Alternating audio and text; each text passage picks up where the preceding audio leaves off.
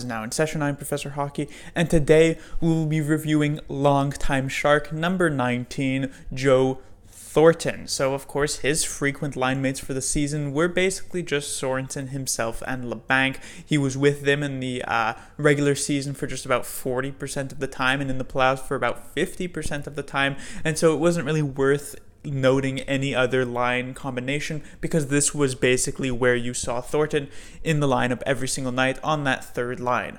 For his regular season stats, they were actually rather impressive. 73 games played. Of course, he missed 9 back near the start of the season. I believe he played the first couple of games before he sat out 9 of them, but then he played the rest of it. 16 goals, which was actually a lot for someone like Joe Thornton, especially later on in his career in these past couple of years. He's even at times struggled to hit just the double-digit mark in terms of goals, so 16 was incredibly surprising, especially since that actually includes a hat trick. 35 assists, still quite solid for Thornton, and 51 points as a third-line center, which is where he spent the majority of the time. That's actually a very impressive number, 51 points.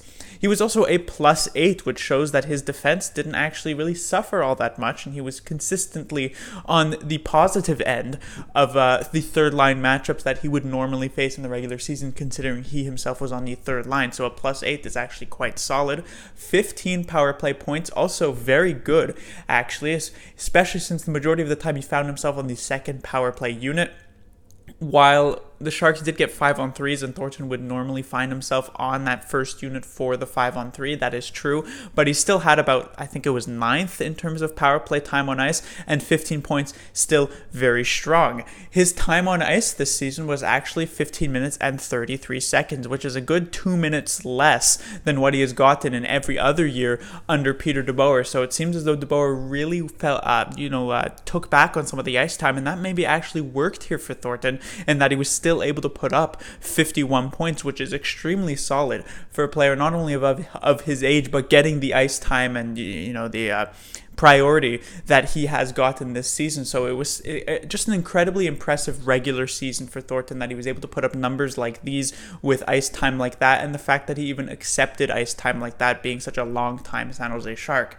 Now in the playoffs, it was not as great. He played 19 games. He only missed a single one, not due to injury, but due to suspension. I believe he missed game 4 against the Golden Knights. He got 4 goals, which was pretty good, 6 assists, which was okay, for 10 points, which is all in all quite solid for a third line forward. The main issue is that, for one, he was a -6, and the -6 is definitely, definitely displays sort of some issues that he did have defensively, where he was victimized by the other team's opposing line pretty frequently, especially in the series. That really stuck out, the series against the St. Louis Blues, where a lot of the time he was caught on the wrong end, so that was pretty sad.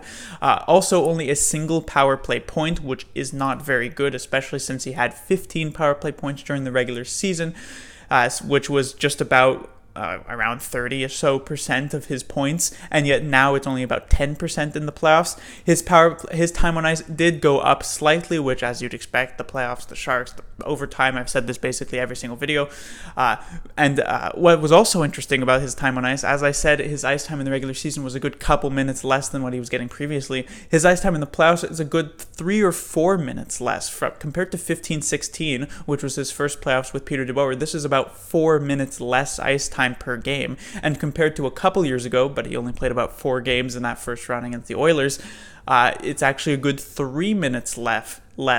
So it does show that Joe Thornton is even getting less priority in the playoffs, so it's still impressive that he's able to put up a decent amount of points, but I felt like the power play points were just a bit too low, and his defensive game did suffer somewhat, which could be due to the fact that he played a ton of games.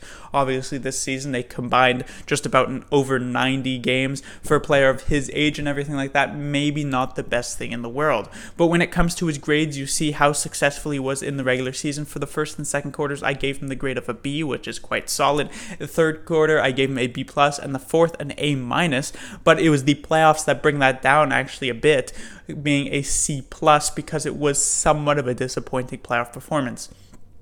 As such, for his final grade, it will be a B+, B. It does average out to just about a B+, but I've rounded it down because the playoffs were the worst part of his season.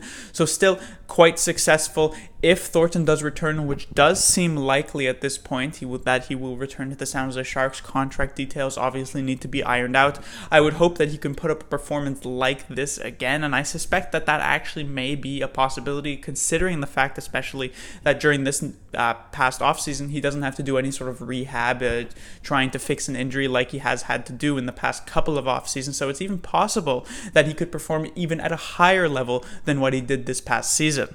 Class dismissed.